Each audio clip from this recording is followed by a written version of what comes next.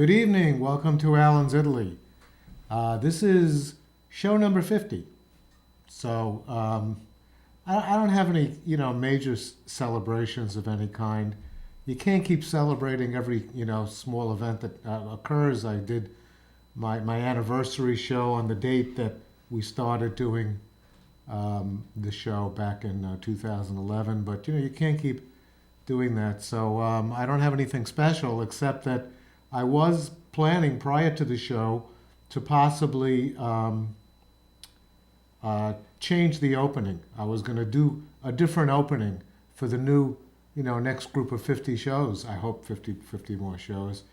But I was looking through it and I said, God, the heck, how do you beat this? So I don't know. I'll have to just take a look and maybe we'll just continue. I've been, very, very pleased so far, and I really don't have, any ill feelings about anything about the show. So I think maybe we'll just celebrate the 50th show by simply keeping it the way it is. Anyway, tonight we're going to be looking at, let me bring this up and you can take a look at it as I speak. This is part 3 of a show that it's a series of shows that I've been doing. The old problem has returned. Let's see what happens. Okay.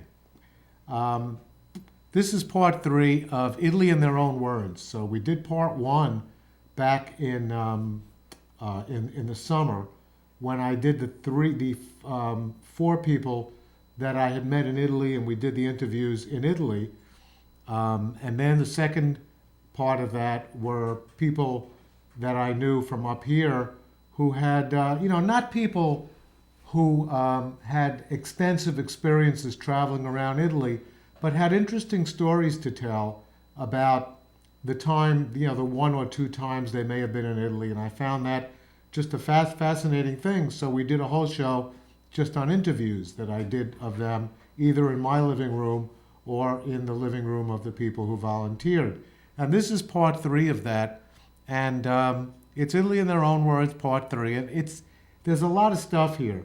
So I'm going to try to not do as much talking at the beginning of the show as I usually do, because this is going to take a lot of time. And in fact, once we start doing the interviews, I'm going to stop talking about each person, because I kind of do an introduction with them in the interview itself, so there's no need to do too much talking. But there are a couple of things I need to say. First of all, this is the Jewish synagogue in Rome.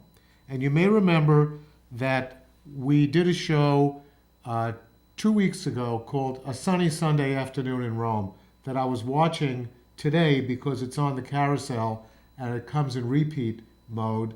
And it's just finishing up this week. And it was a really, really good show.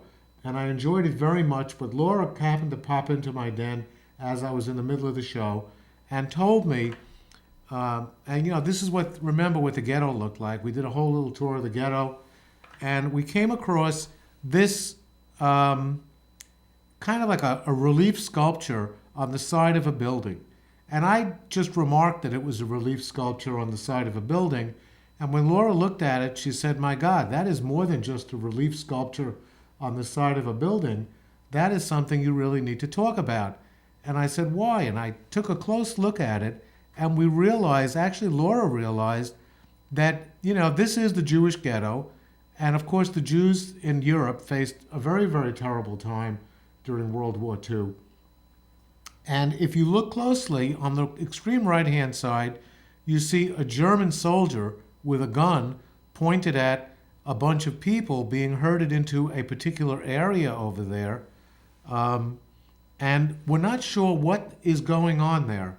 We're not sure if they're about to be shot or whether they're just being moved to an area.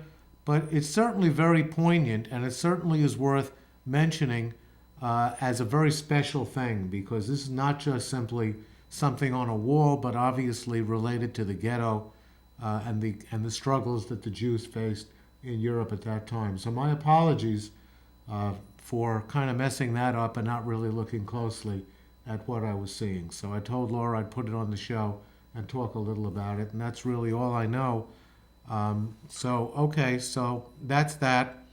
And from that somber note, we come to the Kingston Library Forum, which will be on Tuesday, January 29th at 6 p.m. at the Kingston Library on Franklin Street.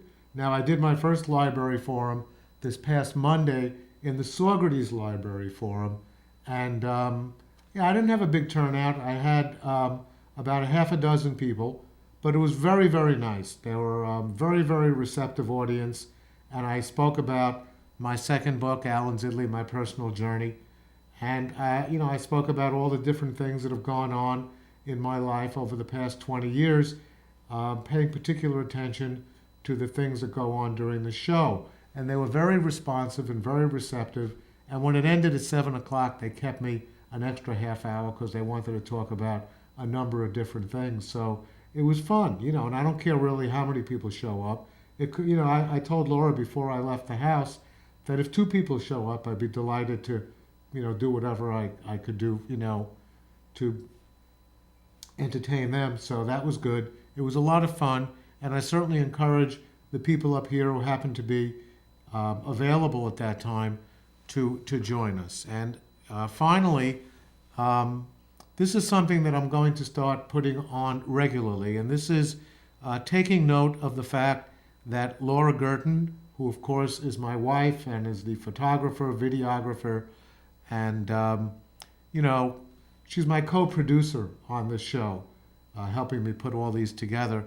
And she will, of course, be at the Palazzo Bembo on, starting June 1st to November 24th, 2013, in the Venice Biennale at this palazzo, which is the Palazzo Bembo, in the exhibit known as Personal Structures. And I just thought I'd start mentioning that now because we're getting, kind of not really close, but it's still 4 months away. But we've decided to start sort of promoting it so that if anybody is going to be in Venice at that time, and I happened to run into a friend of mine recently who said that he was going to be in Europe at that time in his own exhibition that's taking place in Paris, and he had to be in Florence as well. And I suggested this, and he said possibly. So you never know when somebody might be, might happen to be in Europe or might want to take a trip. We have, in fact, 6 of our friends are going to be at the openings. So, that's kind of unexpected, but it's nice that they will be. So I just thought I, start mentioning that. But here's our first video interview, and this is my friend Barbara, who she's actually one of the ones coming with us to Venice. And Barbara did 2 interviews, both in our house, and we decided we put the first one on the first show, and this is going to be the second one, and that's, I don't really need to say much more than that, but I will say to Ellen at this point, we're ready to begin.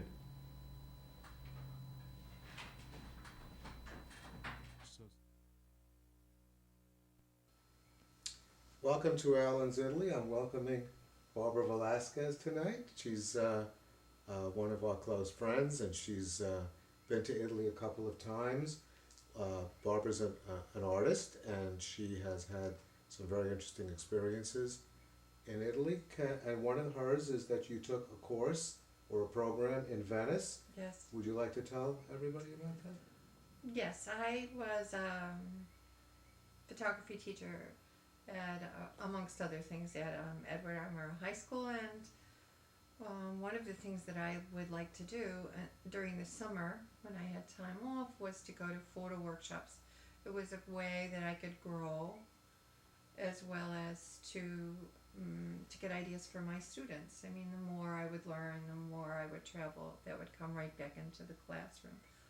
And so I had gone to some other workshops in the U.S. and then heard about a workshop run by this guy, Jonathan Marr, in Venice. He's an Englishman, and he was married to a Venetian woman.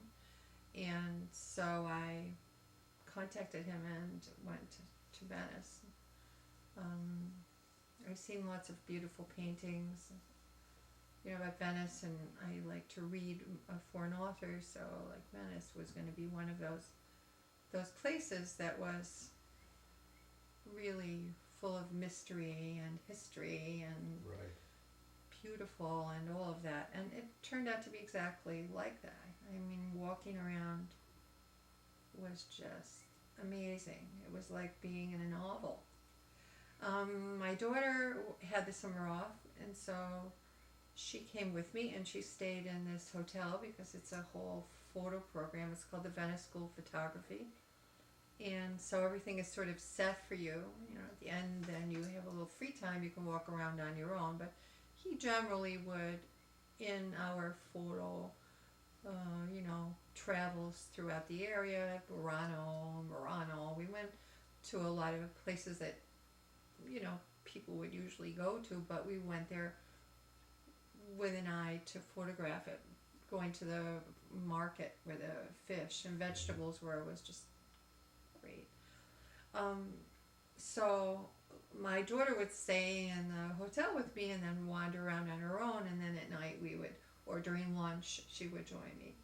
And he would also make sure that we had little places that he knew about, like to eat and shop. So in between the work of photography, there was just this lovely, savvy guy who was taking us around to these great places. I mean, my memories are of this little restaurant that was very small where we had sardines. So sardines, when I think of Venice, I immediately think of those sardines. And Luna and I would go to these little places, and I thought, geez, everyone is drinking at lunch, and we would have Aperol and Prosecco. And to this day, we still have Luna say, wow, I had Aperol. Let's get some Prosecco. We'll have spritzers for lunch, But What was your favorite part of Venice? Do you remember? no, I don't really remember. I think all of it. Do you remember where you stayed? Maybe. You know? Yes, it was right on. I don't remember the name of the hotel, No. but it was right in the front near San Marco. Oh, right. Okay. In a sort of nondescript hotel that was certainly fine. Right. But I just liked going on to San Marco around in the back, where these beautiful little alleyways with small Right. shops. Getting lost in the alleyways of Venice is a great experience. Okay.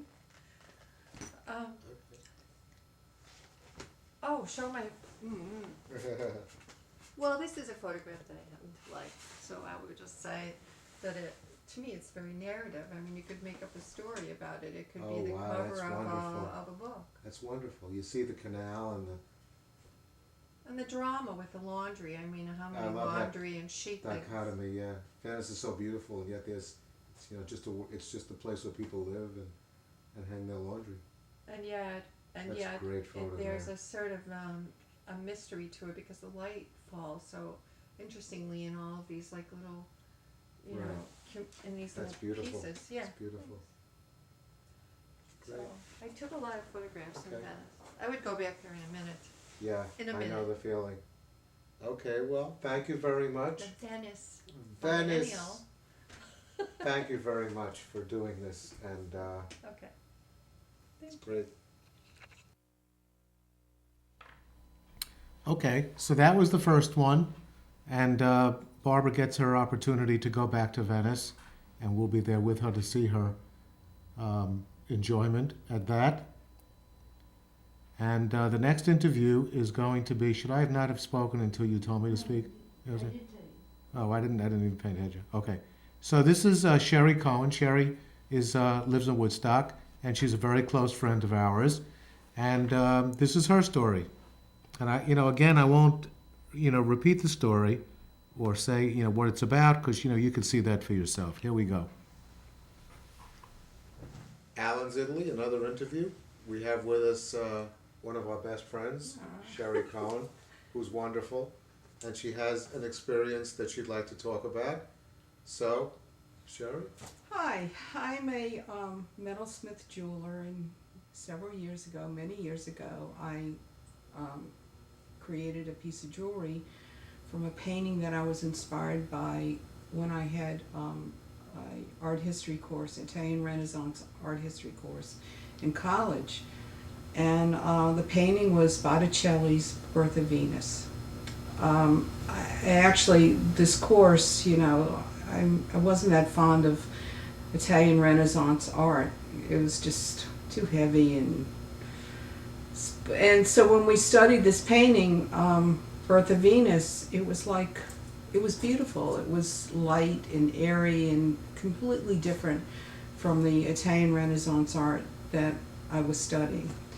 And we had planned a trip to Italy, and I decided this would be the highlight of my trip, to go to the Uffizi Gallery in Florence. And actually, before we left, we had a family affair in the city, and someone had the flu, and we both got the flu. We were in Rome, and we had a guided tour of Rome, and it was lovely, and the guide was great. And then we went on to Florence, and we got hit with the flu, the fever, but it was like I needed to walk around Florence, being an art major, and see this painting. So I ended up going to the gallery, and it was everything I thought it would be. And the whole thing, it was in a room, just there. It wasn't a big museum, and it was lovely. And so when I took this art history course, I guess I was inspired to make a piece of jewelry. And the piece I made was a lapel pin, and you probably can't see this well, but it's Venus, and when you lift up the clamshell, it has the figure Venus inside. Beautiful. And I don't know if you're familiar with the painting, but it's a beautiful... I've seen it. I think we've seen it a few times. Yes. I'm sure, going to Italy, and Yeah. but it's a beautiful. It's a nymph figure standing on the edge of a clamshell, Yes. and to me, she looks very. I also love the Art Nouveau period, and I can see the resemblance of how the artists in the Art Nouveau period flourished from looking at this painting. And maybe it's a stretch, but I just think she's a beautiful figure with flowing hair and flowers, and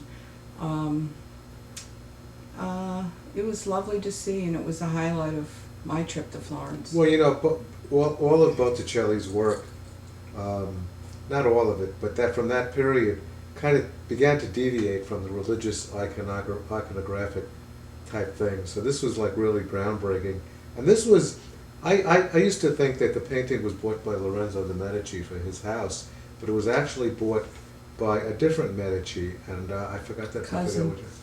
A cousin, that's right. It was A cousin of his, right. Yeah.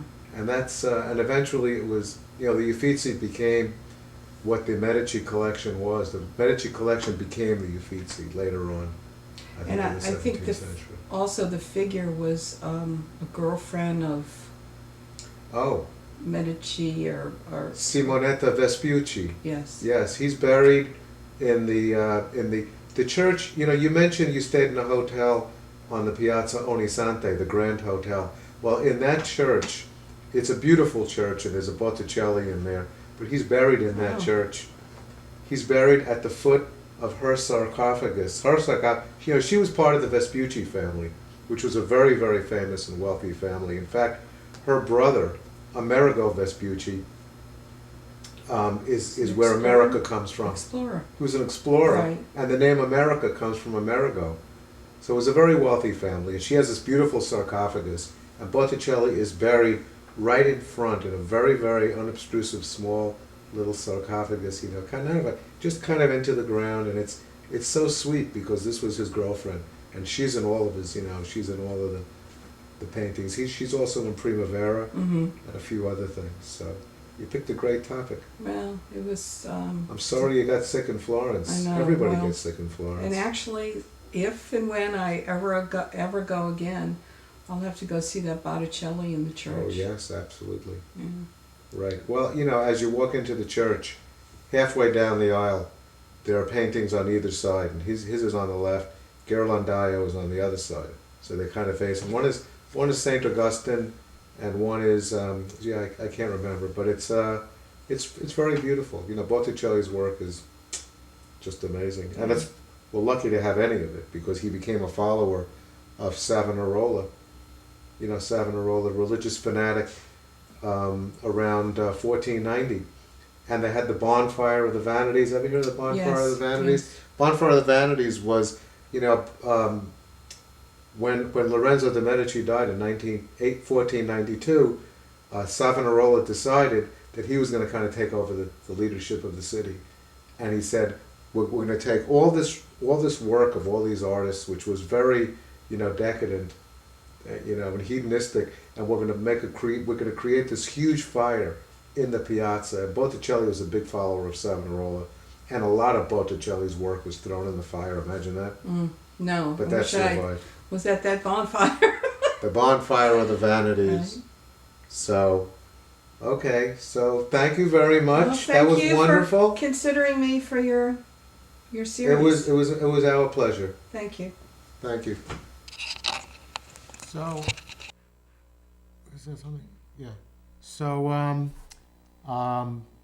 that particular painting that she's referring to, the Birth of Venus, I didn't, I realized as she was talking that I should have had a picture of it to show the audience, and I do actually have a picture. So if you watch the entire show tonight, and you watch the closing montage of pictures, one of the pictures is Birth of Venus, so you get to see that afterwards. Okay, this is Susan Chalkley, and we met Susan in a villa in Tuscany by the name of the Villa La Palagina, and we showed a video of her last summer, and it was a beautiful video. I loved it very much, but we had to stop the video in the middle, and I just showed the first half of it.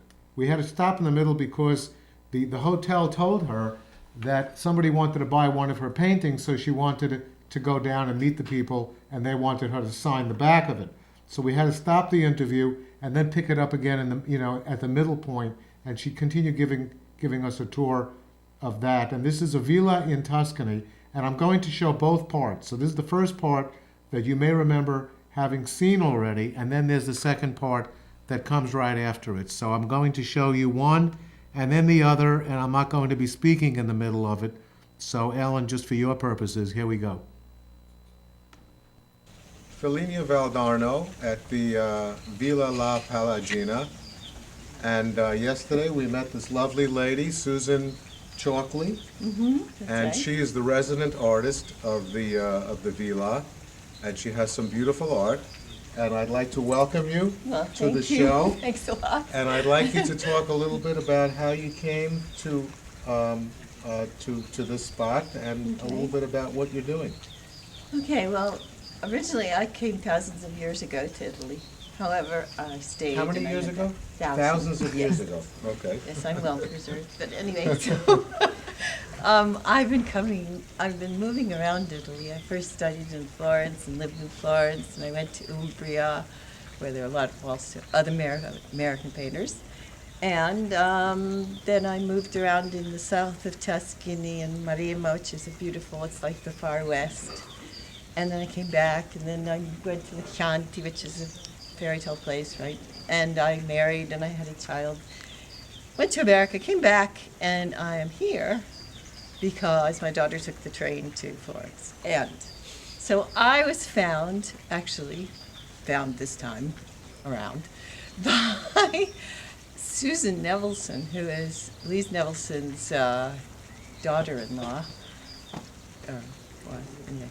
And she suggested to her friend, who's the director of this hotel, that he give me a show.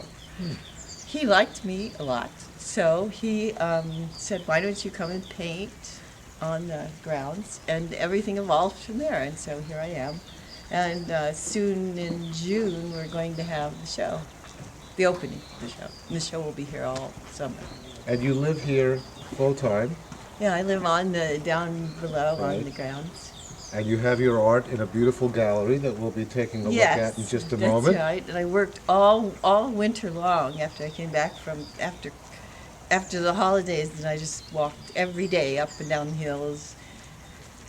Rain, wind, snow, everything. Right, right. And this is your inspiration, right And behind this us is here. my, as well as the people. But anyway, all of this and all these nooks. And the funniest thing is, there's a Guardia Bosco, who's a, what do they call them, forest rangers? I don't know much about Anyway. forest rangers. She thinks every once in a while she has to stop the hunters from hunting, right? Because this is game reserve.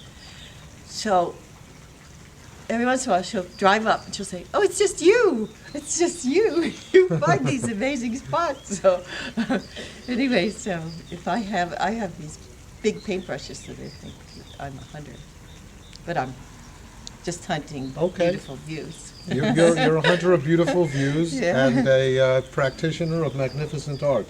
So what Well, do you have thank here? you. What is this? Oh, well, this is something actually I did a while back, not 1,000, maybe 500 years ago. Okay.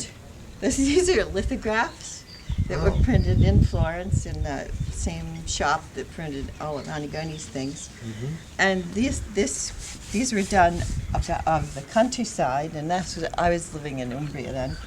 And the Where in Umbria? remote Umbertide. Yeah, I think I know. Yeah. It's named after the Yeah. King Umberto. Yeah, Umbertide. Mhm, there are quite a few American painters Right. in New York and Mhm. from Harvard that live there. And also the lagoons of Venice are in here. And here's the critique. Ah, So here's, beautiful. Beautiful. and these are actually, they're in the apartments down in the, anyway, it's very thick paper, so sometimes it feels like two. Very beautiful. So Oh, I love to these. I draw love these. Where did you ducks. learn how to paint? Basically here. Really? Yeah, because I went to George Washington University. No, sorry, George Washington, but I didn't really like it. And actually, I was looking for a Bottega style painting. I wanted to learn everything, so I started off with tempera magra, egg tempera magra, Beautiful. and then I went to egg tempera grassa, which is what happened actually in history. This is a strange colored one. I didn't choose this one. This is the Mercato di Pesci of Venezia. And here's on an island, one for the ladies. I just The like laundry, this I one. like that. The laundry and the retired and old fishermen sitting by the side. And these Ah, are beautiful. boats that these are boats for clam fishing. This is not right on. These are the little islands near Venice. This is the end of the Lido. These are actually done in winter too. Yeah, And we've you been work to Venice in outside, the winter. right? Venice is great. Interesting time Isn't in the Venice great in the winter because of I like the floods. I mean, I don't like the floods, but it was very interesting and to. the fog. The fog. Yeah, that's fog. it's a weird time, but it's very, very eerie and That's it. magical. And so here's a storm over Venice. Mm. So, but you can hear the gondolas going. Very, very nice. Very talented. You're wonderful. Hopefully, you'll become a very famous artist because Yeah, just millions like of people Vincent watch my Van- show. I wish. Well, some people might say, "Oh yeah, we met her when she was 110." Well, it's nice to hear you're 1,000. Anyway, now we're going to go into the gallery where you have your work. Yes, come and give us a tour.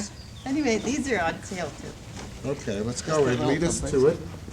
So this is what the sala, the main sala of the hotel. And years ago, when this was a bed and just a very simple bed and breakfast, Watch your people used step. to eat here instead of out on the elegant.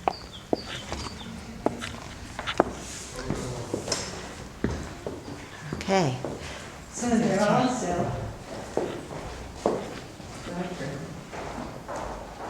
So most of these were done here. There are a few, for instance, this is a girl from Baltimore, Irish. She was an art student, so she modeled. But everything else, except my daughter. You've never had any instruction whatsoever. You're all self-taught. No, I studied with individual maestri, teachers, Here. professors, Here you are. artists. Yeah. Yes. Uh-huh. Yeah. But no formal training in the United States. Etching. Etching. Well, no. You work. Now on to the next one.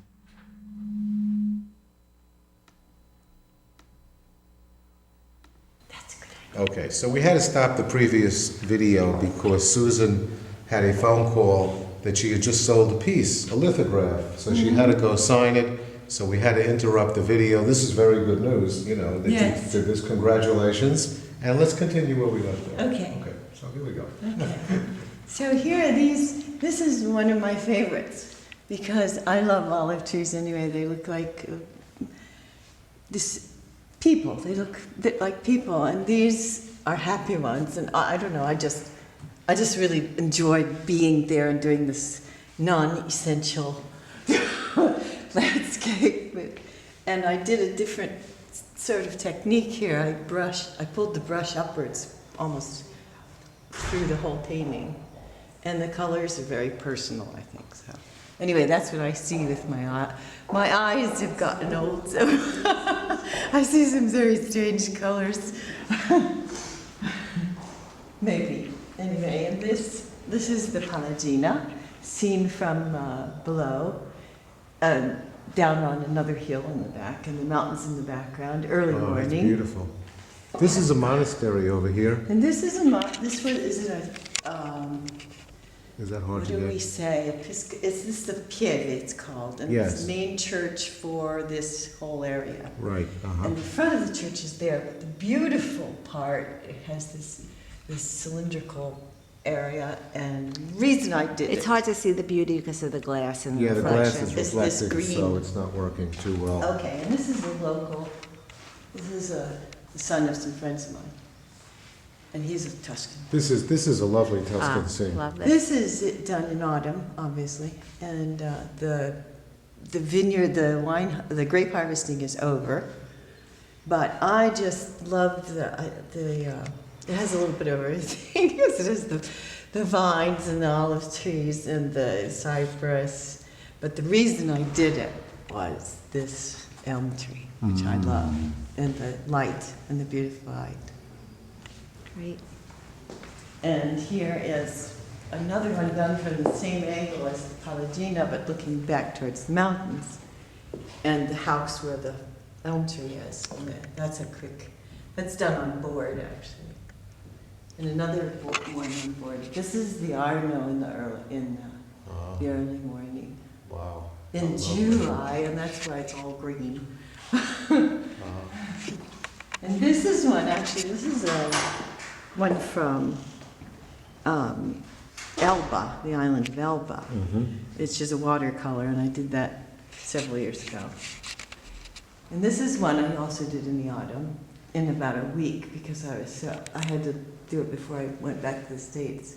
And it's just the bend in the road, and I call it Yes. comings and goings.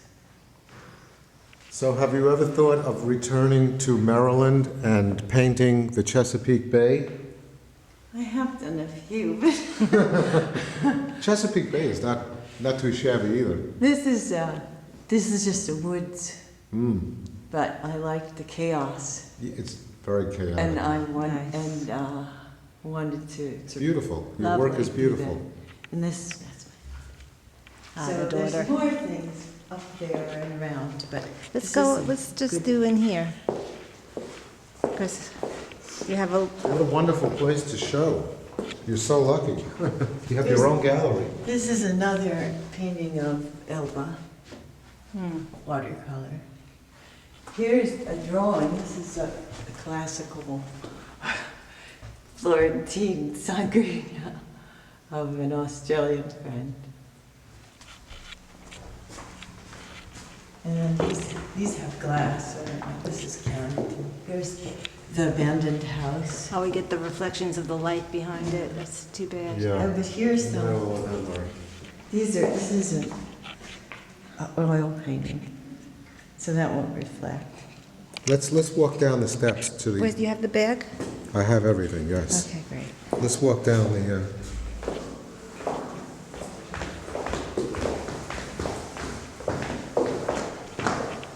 And this is coming up the road, and here we have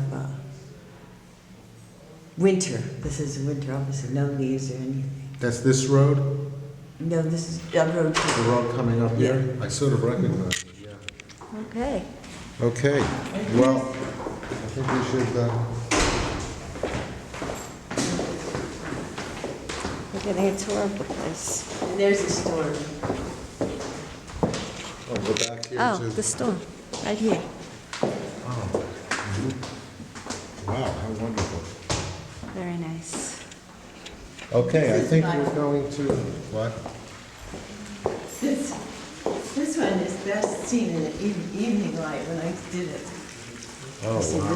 this I did every day during, it was Beautiful. in March, February, March, in the evening, and I did it for about an hour, less than an hour. It was really cold and windy. But, yeah, I like this one. Wow. Well, that's great. Well, thank you very much. Oh, it's great to meet you. And it I'm was a so pleasure happy to meeting meet you too. Great, thank you. So that's Susan Chalkley, and obviously her work is really, really beautiful. And you know, she does not only Tuscan scenes, but also scenes from all over Italy. You heard her mention Elba and Venice. We're going to be seeing her in May, and probably try to do some more videos of that magnificent villa. The villa, you know, the Villa Palagina. La Palagina is really very, very beautiful. Now, the next two interviews, the next interview is of Laura's cousin Terry and her husband Mel, and they gave us an interview actually together, and this is that interview that they gave us. So once again, I will stop speaking, and Ellen, take over.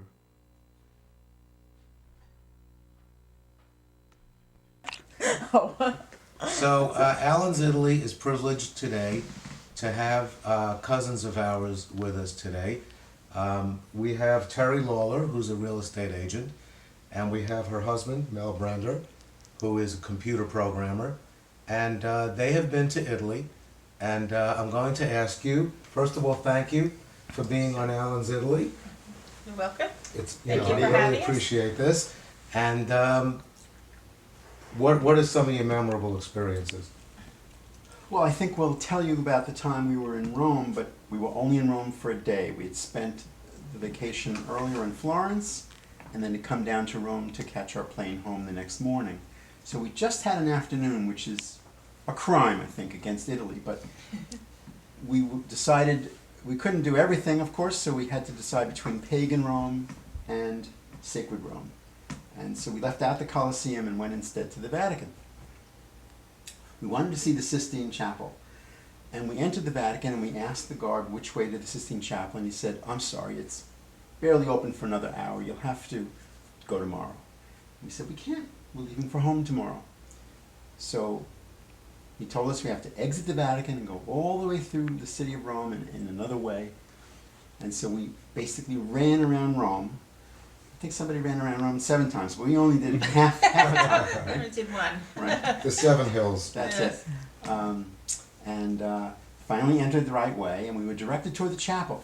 But before you get to the chapel, you have to go through room after room of Vatican treasures. And we're running.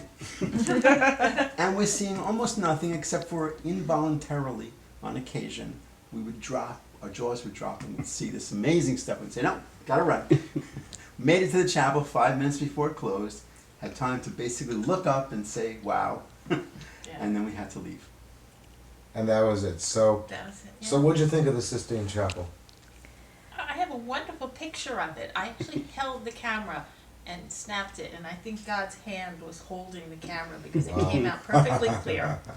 Thank you. Was it very crowded that day? No, Not especially. not especially Were because you it was lucky? closing time. Oh, right, that's a good time to go. Well, But you know, that's an interesting point, because that long hallway, that's a mile long, incidentally. I didn't even know. The hallway from the entrance to the Vatican museums all the way to the other end, when you come to the other end, it's the Raphael rooms, and then below it is the Sistine Chapel. I see. Now, when you left the Sistine Chapel, did you leave through the door and go into St. Peter's Square? No. Do you remember doing I that? don't recall. No, we were in St. Peter's Square before we walked around. Oh, okay. So I think it led us out into the Into street. the city. Into the city. Right. So did you go into St. Peter's and see Yes. Michelangelo's Pietà? Yes, we did. Hmm. What'd you Yes. think of that? Quite beautiful. Yeah. Quite beautiful. So you had an afternoon in Rome. You know, One afternoon in Rome. we had an afternoon in Rome too. People tend to do that because you fly out of Rome, Yes. Yeah. and people say, "Well, we'll get there like around noon," Right. and then you spend This a is day like- in Next Rome. time, I think a few days in Rome. I Yeah, think you so, need a That few was- days in Rome. Yes. Yes. So one more. Could you have any other recollections? Not of Rome. That was about it. You were only one day in Rome, and that was your whole Literally, trip. that You were- evening we believe we met a friend for For dinner dinner, in a yeah. restaurant. This is a long time ago. We should explain. So That's okay. that's why it's not clear. Okay, great. The rest of the trip was pretty much Florence. Yes. Yes. We Which stayed with friends. we did spend several days in Florence. Wandered the streets, saw the museums, the Duomo. I know this is not a great question, but Florence or Rome, what was your favorite? Well, it's not really fair. I would say Florence, know. but because we spent so much time there, we know it better. Right. Yes. That we Yes. didn't really have the time You felt to more comfortable. Yeah. I also felt we live in New York. Now Rome is not the same as New York, but Rome was more like New York than Florence was, and so I felt Florence was more of an experience, more of a different experience. Okay. Thank you very much. Thank you. Thank Thank you, you for Alan. having us. Okay, and the next interview, we have Sally and Mike Seymour, again, cousins of Laura, who came up to visit us that weekend. And there's Sally, there's Mike, and they gave us two really wonderful interviews, one after another, and once again, here they are. So Alan's Italy has cousins of ours here today. We have Sally and Mike Seymour. Sally is a nurse and Mike is a retired educator, physics and mathematics teacher. And they have been to Italy recently. And what were your most memorable experiences? Well, Italy is unlike any other country. We've been to a number of them, and it is everywhere you turn. It's just so beautiful. Venice was our favorite, I think, both of us. I agree. Beautiful, beautiful, beautiful. But one of my favorite stories was when we we flew into Naples and went to Sorrento, and I had booked a hotel. It was a beautiful picture right on the water, gorgeous. So I said, okay, this must be wonderful. So we had the address, and the public bus brought us as close as we could get, and nobody could seem to know. They looked at that address doesn't exist. So we figured, well, it's got to be here. So there's this beautiful, beautiful water where the ferries leave from, and around the corner, there's this dilapidated old buildings with broken windows, and it looked like totally deserted. It was the right street, and it just seemed deserted except for this one little area over there, which the windows were not broken. So we rang the bell, and no answer. We rang the bell again, and this woman yelled out, "Just a minute, be right down." So we go in, and you wouldn't walk there at night if you didn't know where you were. But we went in, and the room was wonderful. We had two views, one of which looked out to Mount Vesuvius here, and another one looked out to the mountains over there. This gorgeous, gorgeous view in this building that you wouldn't dare go to if you didn't know any better. Wow. So that was that was how we started our We trip. opened the windows and just heard the water at night. Yeah. It was otherwise very, very quiet.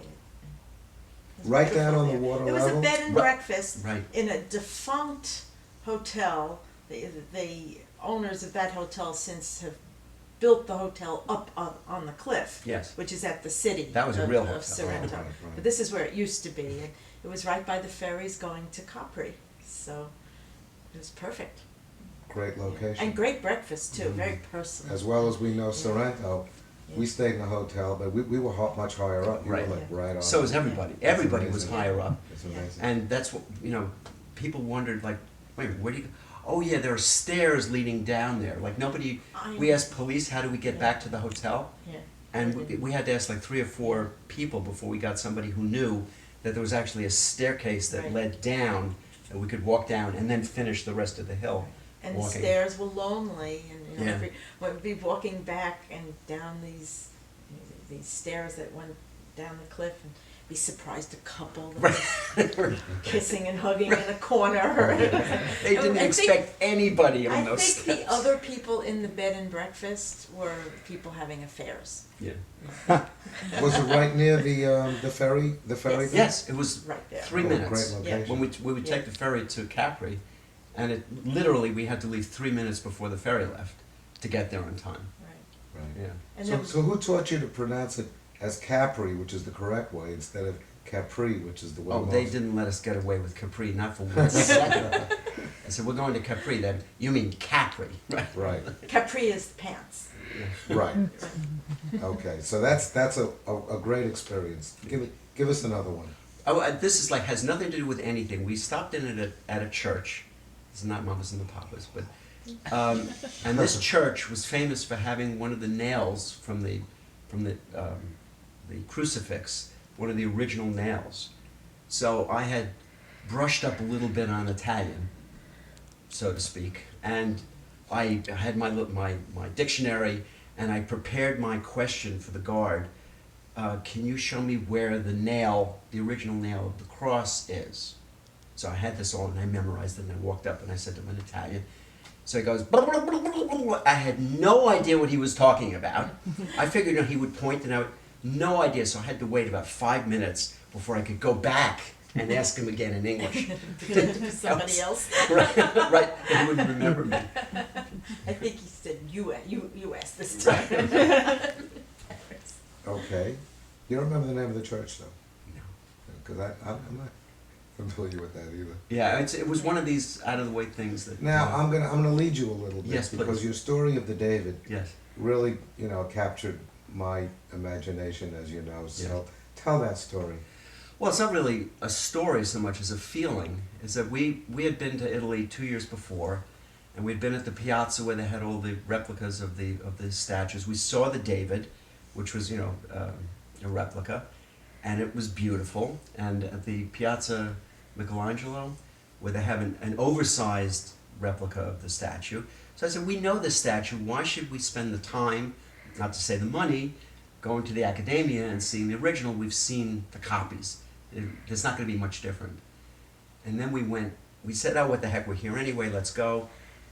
And to see the original was a feeling that you just don't get by seeing the replicas. And we're trying to figure out what's the difference. It had to be practically the same.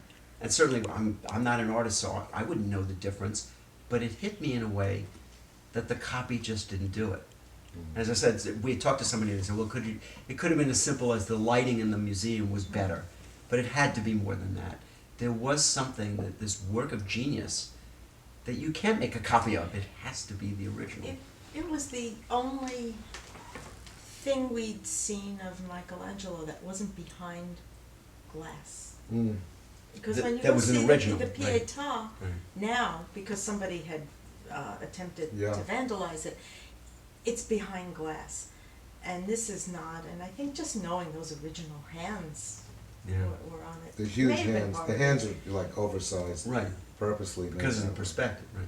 But Michelangelo's hands were the ones that touched Oh, this. right, right, Right. yes, And- yes. But there was something about the expression on the face, Yeah. which I'm sure the copy has the same expression. it's just not quite the same, you know. Right. Um, That was beautiful. yeah. Okay.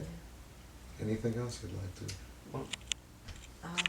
Well, I have another story to tell, if you'll have us. My viewing audience is just Bated breath. waiting to hear it. Really. So let's move to Florence. We had spent a few days in Florence, and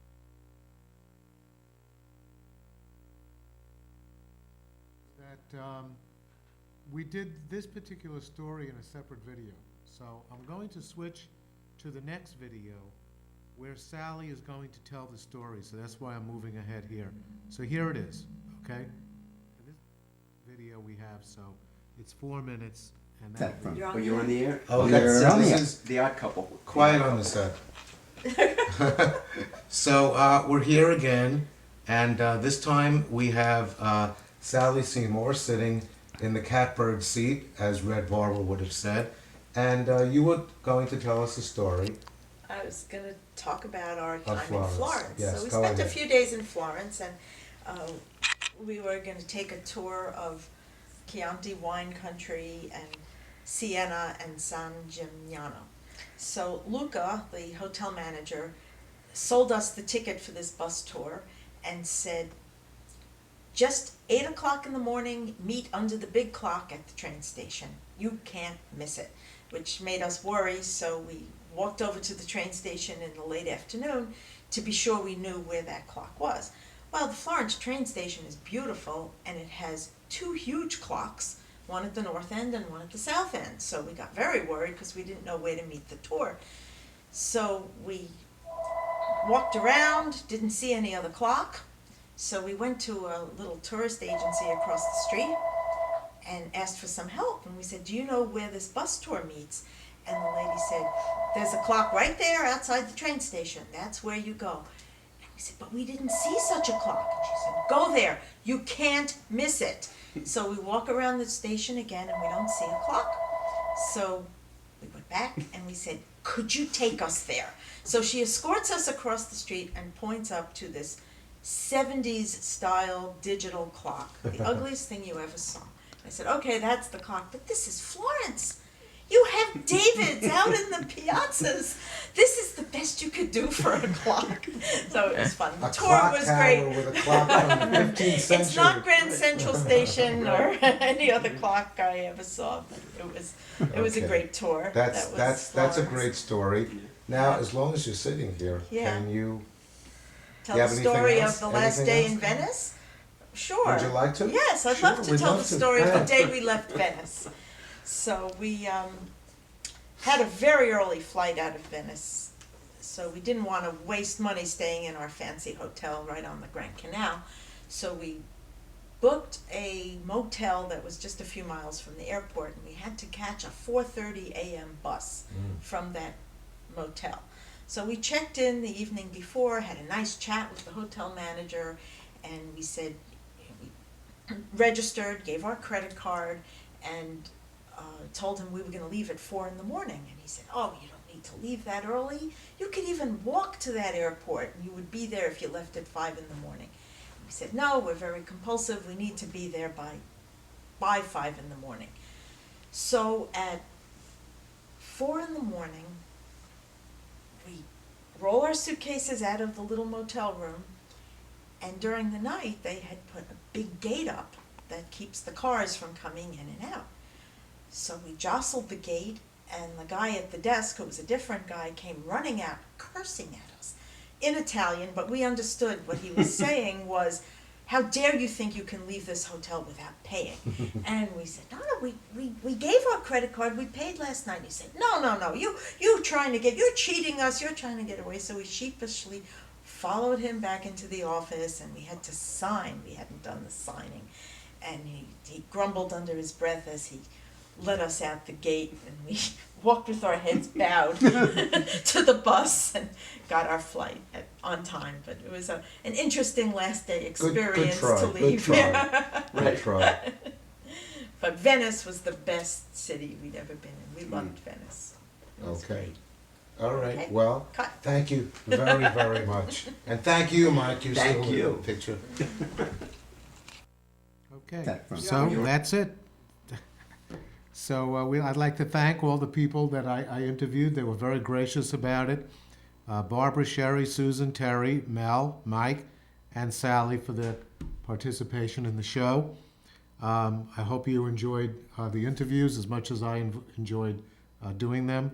Next week, we're going to pick up with Frank Pelaya again, doing his illuminated photo sculptures, which I love. And this will be part 3. And we're going to let him finish it up finally next week. And I hope you tune in to see that. And thank you very much for watching tonight. Buonanotte e buona fortuna.